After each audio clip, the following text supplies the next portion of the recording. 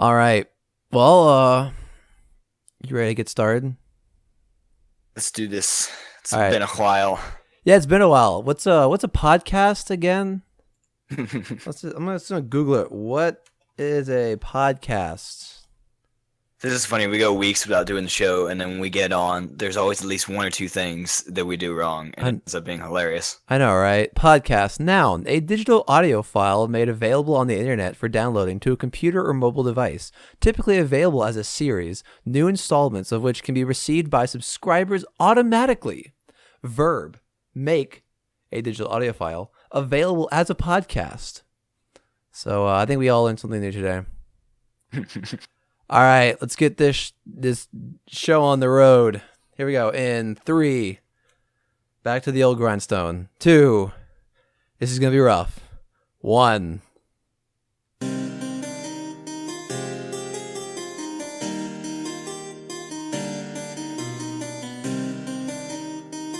This is the College Gamers Podcast.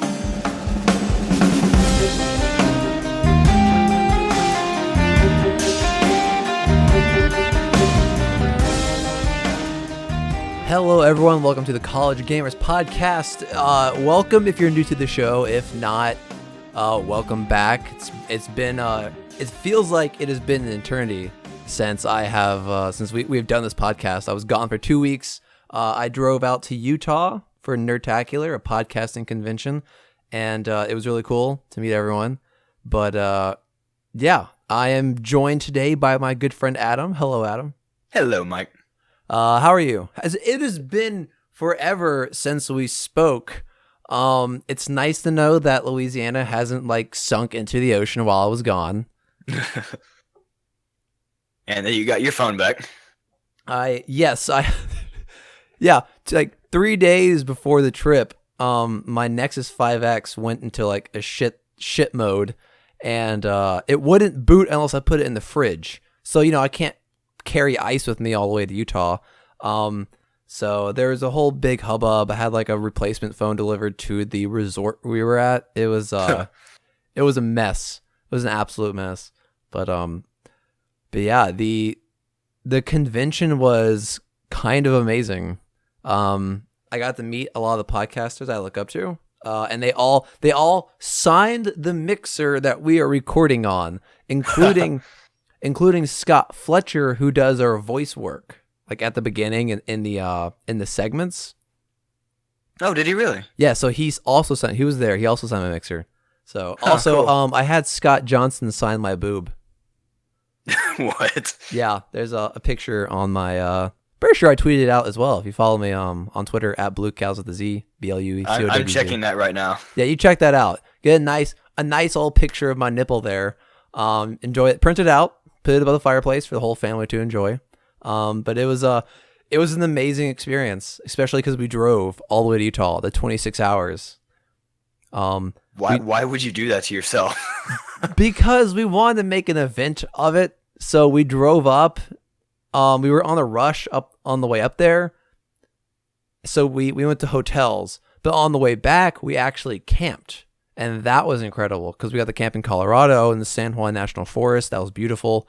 We camped at Clayton Lake National Park, which is a lake out in the middle of nowhere in New Mexico, and it's a designated dark site, so you can see the Milky Way if it's not cloudy all night like it was when we were there. So land of enchantment, my ass. New Mexico is nothing but a land of disappointment.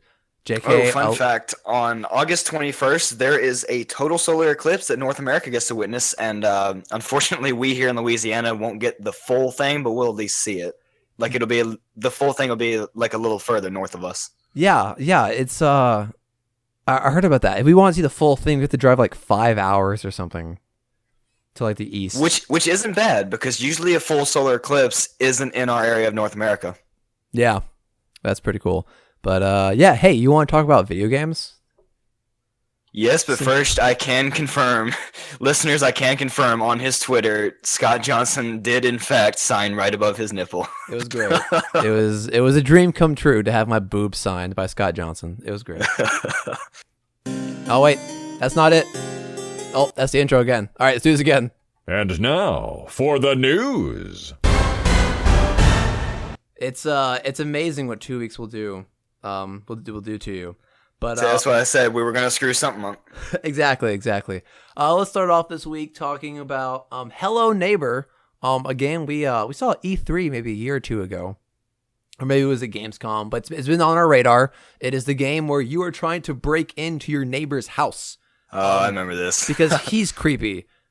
But over time, I've realized maybe the player is the creepy one because you're trying to get into his house and like peek around his home. So I think maybe you're the creeper in the end.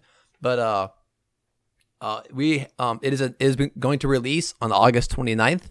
But as of right now, if you go to Steam or GOG, which is a Galaxy of Games, it's another game client, you can install the demo, which is kind of a pre-alpha version of the game. It's really cool. I actually picked it up and played for about an hour.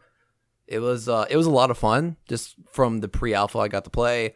Graphics weren't there, but the major game mechanics were there. I noticed the AI slowly learning my entry points.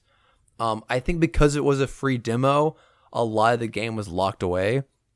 Something I noticed is the house looks like it's 4 stories, but I was only able to access the first story of the house, and I think that's because it was a demo. But, it doesn't make sense. It is only in pre-alpha.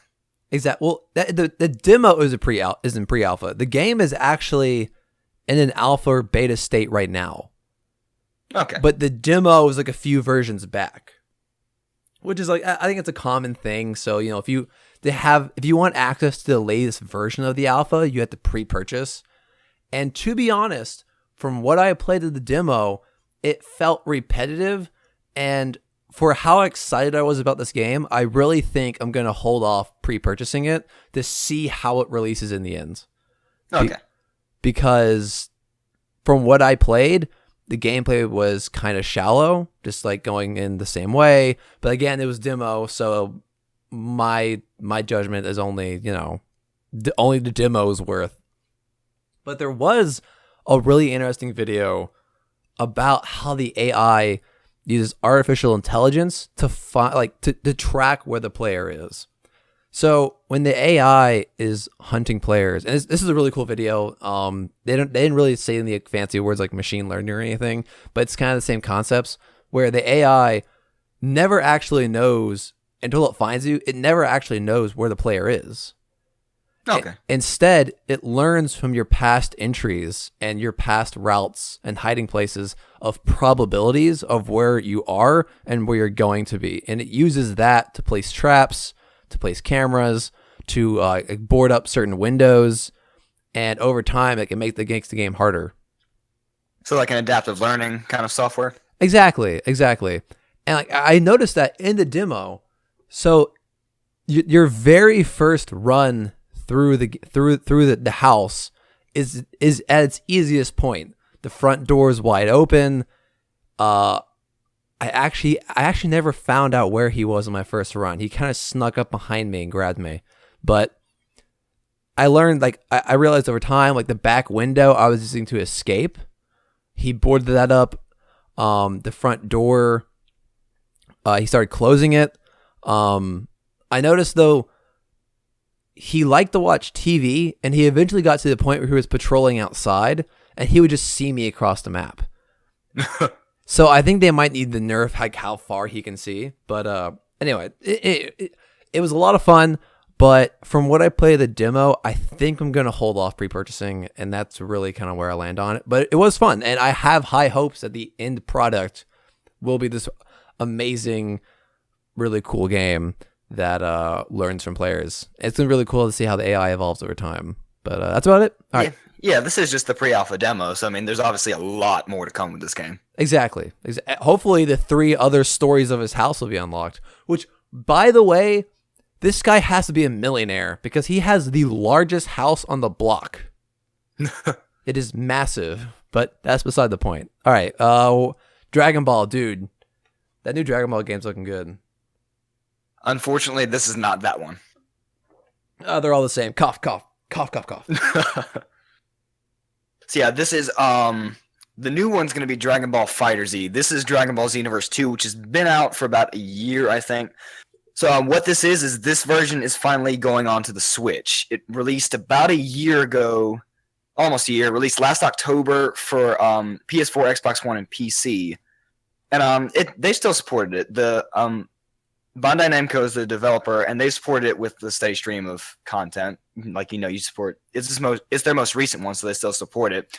But they finally announced that for North America and Europe, it'll get a Switch version on September 22nd. So they're finally getting that. Nice. And what is it currently on? PS4, Xbox One, and PC. Oh, okay. It looks pretty cool. Yeah, so what were you saying? Nothing. I'm just looking at images from the game. And it just looks really good. Yeah, even though this is almost coming out a year after, the Switch version will actually have exclusive features. Like how each Joy-Con can be its own controller, it can do that. Like, you can have two people just with one set of Joy-Cons. It has an exclusive multiplayer mode that supports up to 6 local players. And you can actually, I thought this was pretty cool, you can use motion controls for the battle. Ew. Like, yeah. That sounds like only the hardest of hardcore attempts. But, I mean, imagine if they could get that right. Like two of the ones they know you can do it with are the fan favorite Spirit Bomb and Kamehameha. Imagine if you could actually do a Kamehameha, like making it feel like you're actually doing it. That's really cool, actually. Yeah. So it's really cool that a 1-year-old game, they're still going back and taking advantage of the new features of the Switch. It is understandable, though, because the Switch only came out in March, and this game came out the October before. But it's still pretty cool that they're still giving it attention and taking advantage of new features of the latest consoles. I mean, it shows dedication to the game and that the fans who play it. Well, yeah, this is also like their most recent version of the game because Dragon Ball FighterZ doesn't come out till early next year. Oh, I gotcha. So they're oh, I see. So the game is kind of still in support mode. It is because it's their most current one. And regarding Dragon Ball FighterZ, actually, that one's set to release early 2018 for PS4, Xbox One, and PC. They have not announced whether or not this will get a Switch version. I don't know. The graphics on that game look really good, and it has me concerned that if it does come out for the Switch, maybe the graphics will be toned down a bit. But at the same time, they're very artsy type of graphics, so they might not be as intensive as I'm thinking. Yeah. It's very possible. Moving on. Yeah, I think so. Cool. Well, let's talk about PlayerUnknown's Battleground, the game that has taken Steam by storm, just absolutely crushing it. At some point, I think the last week, it actually beat Counter-Strike Go at the number of concurrent players, which can be a big deal, depending on the time of day, I guess. But it's kind of incredible how much this game has really taken over in the past few months. But just to show how big of a force it is becoming, it has actually signed a deal with Facebook for exclusive streaming content, which is going to be really cool. So apparently Bluehole, which is the weirdest name for a developer I've ever heard of, will be making weekly live streams highlighting different aspects of the community for Facebook. They'll be exclusive. Initially, these videos will be hosted by community managers by Bluehole, but over time, they want to expand to trusted content creators in the PlayerUnknown Battlegrounds community base. Okay, first of all, I was reading this article, and the gaming content manager for Facebook said that at the office, when PlayerUnknown Battleground came out, they were also hooked, and he mentioned like everyone at the office playing it. And I want to know, what degree do I have to get to play video games at work? Because I'll get that degree. I'll switch majors right now. I got 1 year left. I don't mind switching if I can play video games at work. I mean, don't you pretty much already do that and podcasting at your job? No, I don't play video games at work. For the official record, I do not play video games at work. if anyone from my work is listening. But that is pretty cool. But it also shows how big of a deal Battlegrounds is becoming if Facebook wants attention from it. The game, a reminder, this game hasn't officially released. It's still in beta alpha mode in early access on Steam. And I was about to say, isn't this relatively new? it is. It's only been out for, I think, 4 or 5 months. And Yeah, exactly. it's already competed with games like CSGO. It's beat Hearthstone at, I think, third most streamed game on Twitch, which Hearthstone has been there for, I think, a good long while. I won't say any like length because I'm not quite sure. But it's already becoming a force to be reckoned with, and the game hasn't officially released. They're still adding content and stuff. So I think it's good PlayerUnknown's Battleground that, or I guess, what is the acronym? Is PUBG? It doesn't sound any shorter than just saying PlayerUnknown's Battleground.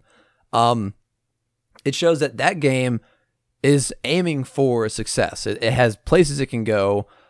The creator says he doesn't have a lot of interest in esports, but I think this game, if not an esport, is going to be very popular to watch. Esports might be hard because of how, like, the whole last man standing thing. You're gonna need like 100 teams, or people can sign up as a team, so maybe take teams of 3 or 5. But it is interesting to watch, and people seem to enjoy watching it and playing it themselves. Also, it's really cool that Facebook is looking into the future and saying, all right, what games are going to be popular in the coming years? And then they're teaming up with that. And it's really interesting to see Facebook wheeling and dealing with games where I would think if Facebook wasn't there, Twitch should be making these deals to secure their future. But instead, Facebook is coming up and swooping. And I'm curious, Adam, do you think that Facebook will eventually become the place to stream games? That would actually be something interesting to see, because when you think stuff like that, you think like Twitch or Discord or something like that. So Facebook jumping on this is actually pretty interesting, and I would actually like to see where it takes them. Yeah, I think this is obviously one of the places to grow for the company. And Amazon bought Twitch. So, and they haven't really done a lot with it since then. I mean, like, you have like Twitch Prime members is also linked to your Amazon Prime account. But here's the thing. Heroes of the Storm, the last Heroes of the Dorm, like, big tournament, Facebook had exclusive rights to stream that, and they did. Didn't LSU get second? Yes, LSU got second, which I'm super proud of. Go LSU. I'm not big on the football, baseball, basketball, or anything, but hell yeah, I will cheer on our esports team. I'll fight you. But it's really interesting because ESPN did it the year before, and we saw bigger numbers when ESPN did it. Because I think people just didn't want to go to Facebook to watch it for one reason or another. But if Facebook slowly builds up their reputation as a place to watch video games, which YouTube is also trying to do. YouTube has a whole like gaming branch where they're also trying to compete with Twitch. I think everyone's trying to compete with Twitch, because right now Twitch is in the lead. Like, they obviously have the community, they have the content providers, and with these streaming platforms, what brings in viewers is content providers. And so it's a matter of drawing in the content providers with exclusive things like PlayerUnknown's Battleground. There you go. Exactly. But it's going to be really interesting to see where they go with this. And I don't really visit Facebook a lot. I'm not a big fan of how much. Yeah, I'm not a fan of how bloated the website is. But if they do a lot more streaming of games, I might visit more often. But that would be something that would be interesting to see. Yeah, but it really doesn't matter because they track me anyway. Let's move on to Breath of the Wild's second DLC. Hoping for some awesome story. What are we getting, Adam? With this, we don't get much more than what we saw at E3. So at E3, we got a short little trailer just giving us the name. It's called The Champion's Ballad. But we do have a bit more now. It's not much, but it's something to go on. So it's still scheduled. There's no release date, but it's still scheduled to come out around Christmas or New Year's later this year. We do know that it is definitely taking place 100 years ago, right before Ganon shows up and wrecks everything. That's pretty cool. I'm excited to see what that world's like. Me too, because like you take most of the world is like destroyed ruins. So, like, are they going to give us the open world where all the ruins are restored and all the civilizations are thriving again? That'd be something interesting I'd like to see. That would be cool. Like a much more populated world, people traveling along the roads because it's safe. That'd be really cool to see. No guardians trying to kill you. That does sound nice, doesn't it? Yeah.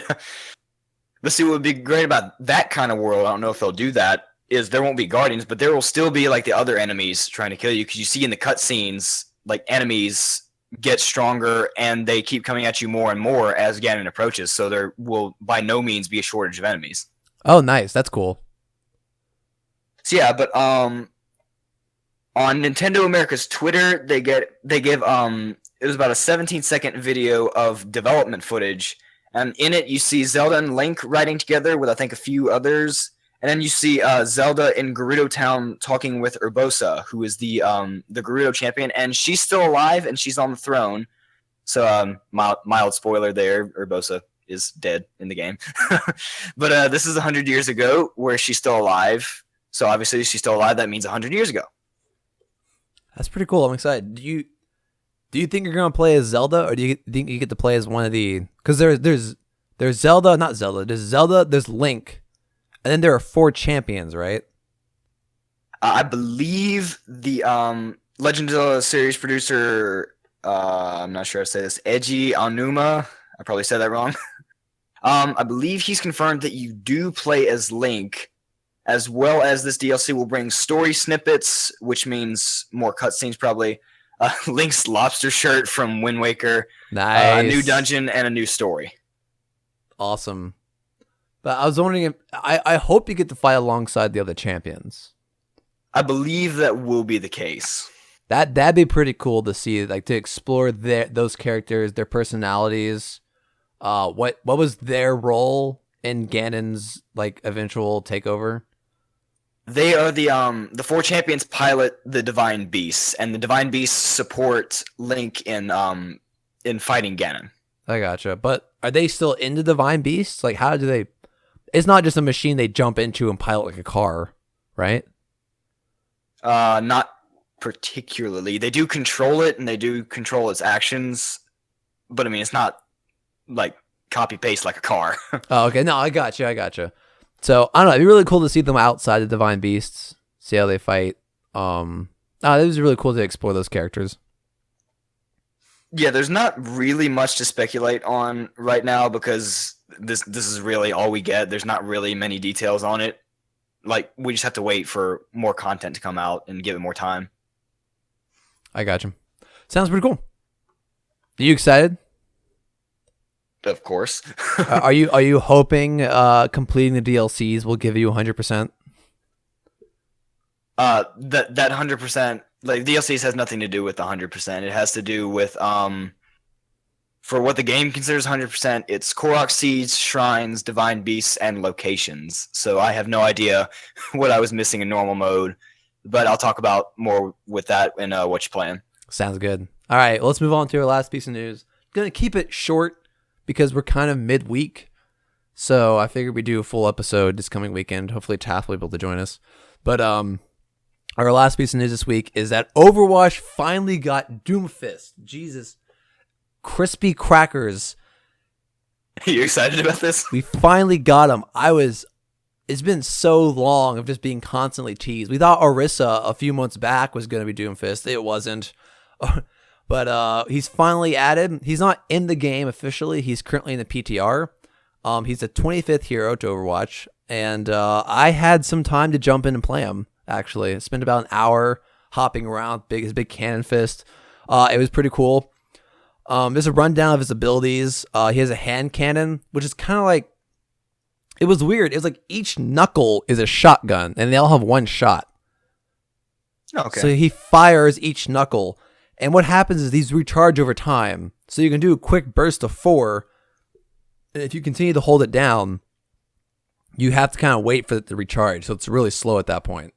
But that's just kind of like his ranged ability. But what's really cool is he's a very upfront character. So he's melee. He's very in your face. He's part of that dive meta that Overwatch has been experiencing for a while, and that Jeff Kaplan himself said that he really likes a dive meta. And you can see in his abilities that he's a dive character. First of all, Rocket Punch is a charge up punch attack where you can charge it up and you fire it off. You fly forward to hit a target. If you hit that target and they hit a wall because they fly back after being punched, it does additional damage. Ooh. Yeah, but something really interesting about this attack is that it goes through shields, including Reinhardt's shield. That is cool. So it's going to be really interesting to see how characters are going to use that to kind of bust, because you find yourselves in these situations where a team is just moving through the map and you can't stop them either because the Reinhardt's a shield up, you're struggling to get to their defenses. It's going to be really interesting to see Doomfist take out Reinhardt's that are defending their team really well, or pushing back Orissa's and those kind of things.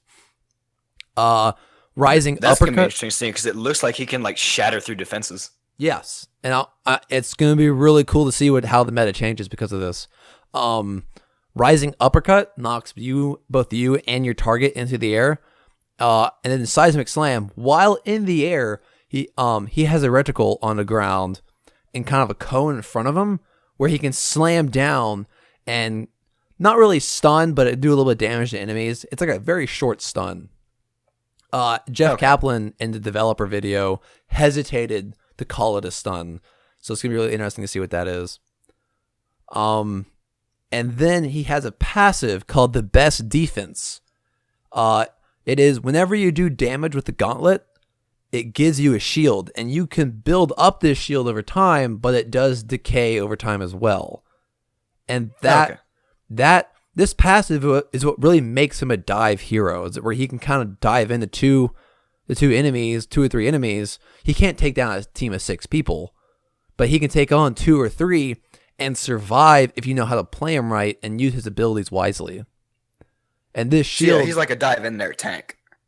Not really a tank because he's an offensive character, but he is the dive meta. He is the just get in their face.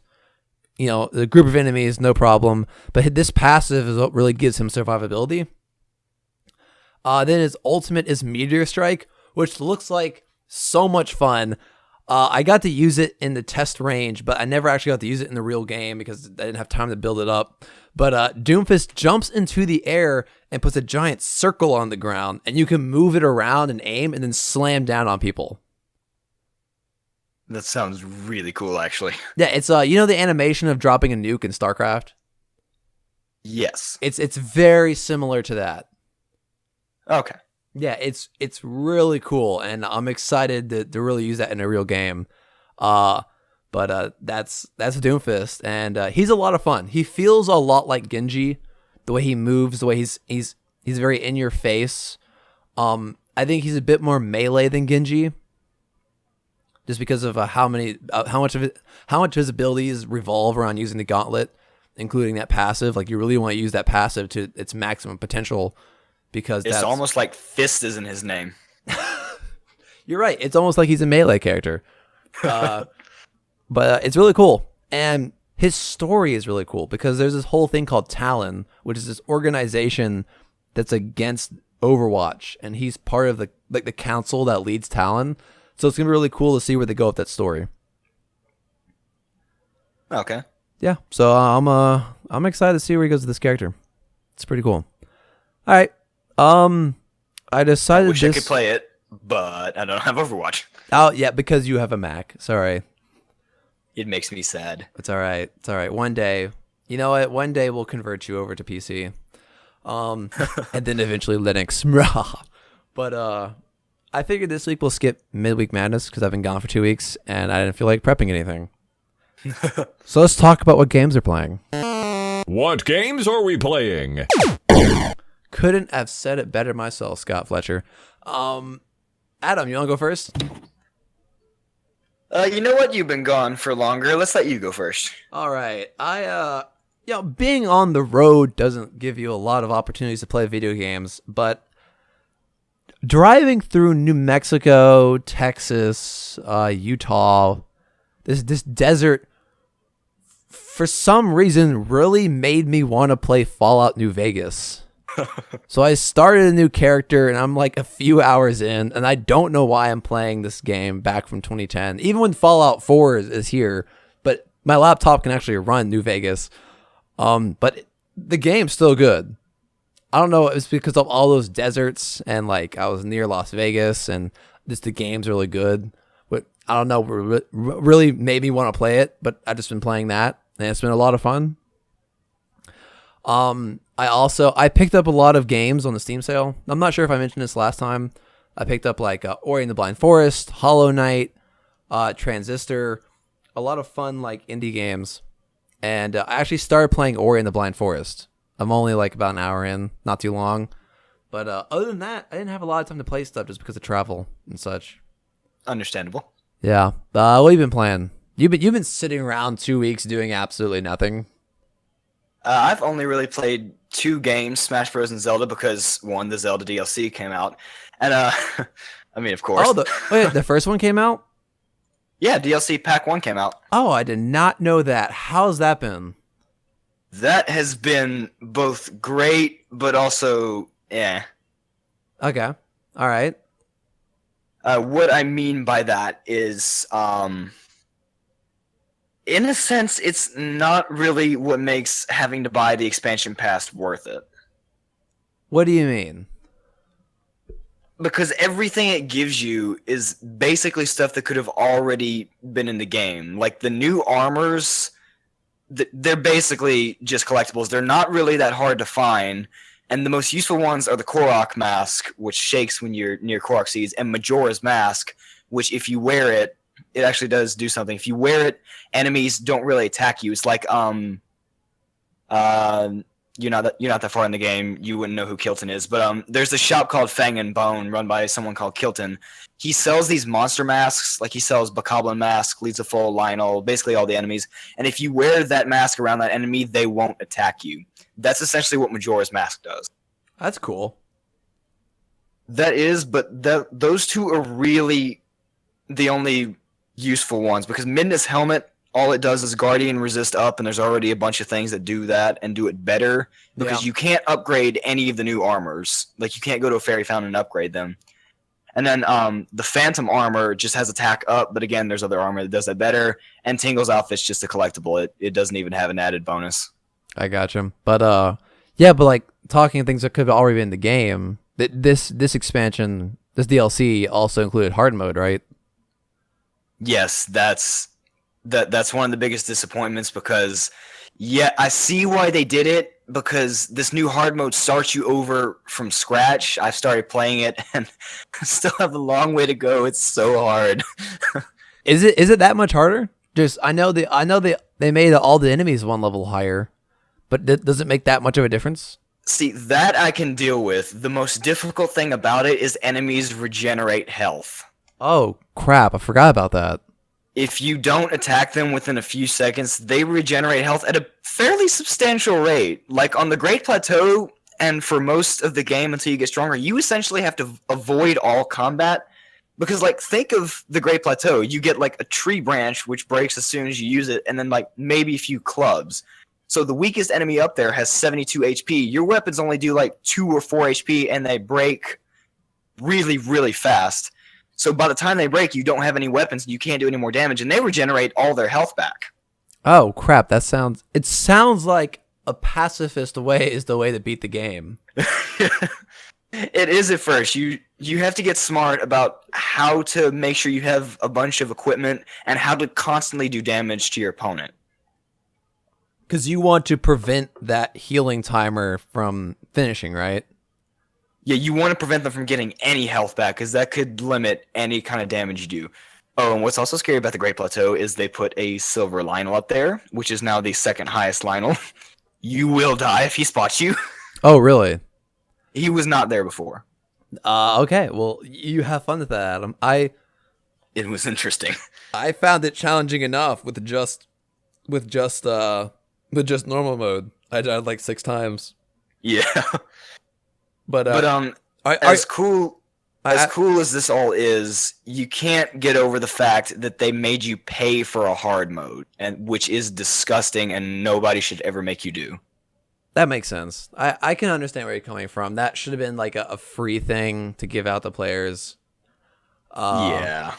You know, I mean, it'd be interesting to know, anyone who's listening, email in if you are, including you, Adam. This is a question to you as well.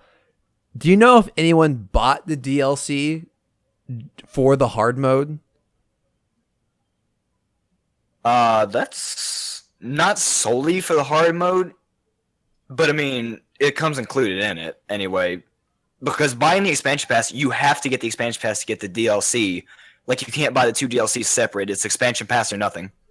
Yeah, that's a little annoying that you can't just be like, I just want this one or that one. Do you plan to complete the game in hard mode? What'd you say? Do you plan to complete the game in hard mode? I do. I'm going for 100% because it'll probably take me as long as when the next DLC comes out to do that. Which I do see when Nintendo staggered that and waited for hard mode. But again, they made you pay extra for hard mode, which is disgusting. Yeah, I can understand that completely. But yeah, that's really all you get from it. The armor, the travel medallion is actually really handy. I do like that. And then otherwise, just the trial of the Master Sword. I did that in normal mode, and I have a long way to go before I try that in Master mode because it's going to be so much harder. It's the trial, but enemies are stronger and they regenerate. Why is the travel medallion useful? Because I know it just tracks where you've been, but why is that useful to you? No, that's Hero's Path mode. Hero's Path mode is negligible. That's just for seeing where you've been, and it's basically a negligible feature. Okay, I was about to say, like, have you used that at all? It's just a button you press on your map where you can see where you've been. It's cool. It tracks your last 200 hours of gameplay. And fun fact, I checked. I've put over 320 hours into Breath of the Wild so far. Holy crap, man! Yeah. Damn. Yeah. Glad you're liking it. So what is the Hero's Medallion? Yeah, the travel medallion, you find it just like the armor. It's not hard to find at all. You place it down wherever you're standing, and it's another fast travel point. And you can only use it once, or can you move it wherever you want? Wherever you're standing, you can go to your inventory and select it and hit place. And if it's already placed somewhere else, it'll make it disappear from there and make it where you are now. So you can put it wherever you want and you can move it, but you can only have it in one location at one time. That sounds really handy. It is. It does come in handy for a lot of places. Nice. Well, so it sounds like you're enjoying the DLC. I am, but this isn't the DLC that makes having to pay for the expansion pass worth it, because all of this could have been and probably should have been in the game already. I got you. That makes sense. A lot of those sound like they should have been freebies, people who bought the game. And just like the amount of time it takes to do them. Like the biggest part of it was the Trial of the Sword, and I completed that the day that the DLC came out. Yeah. But yeah, otherwise, just working through my play in Master Mode. I've got 89 shrines and 370 Korok seeds, and it's so hard. So, okay, quick question. If you beat the game on hard mode, does it count towards your progression to 100% completion? I assume it does what it does in normal mode. Like, the only thing it counts is if you did the Divine Beasts, you do the Korok Seeds, you do the Shrines, and you do the naming locations. Oh, okay. So you're trying to get 100% on both normal and hard mode? Yeah. All right. Good luck to you, sir. You're going to do it for the rest of your life. That sounds it. You know, now that I know what to do with everything, it shouldn't be as hard, because I went in blind with the normal mode, but now I know what I'm doing, but it is so much harder. That's a good point. You do have experience. But right. yeah, that's about it for Zelda. And then I was just playing Smash Bros. Because I I'm going to get my ass handed to me at the monthly Smash Bros tournament up at LSU. Nice. Well, good luck. I hope it's a graceful loss. I'm probably gonna go 2-0 because I just learned that one of the top players in the world who mains Bayonetta, who is like the top tier in Smash 4, he sometimes comes down to these monthlies and he shit stomps everybody. All right. Well, you have a good time.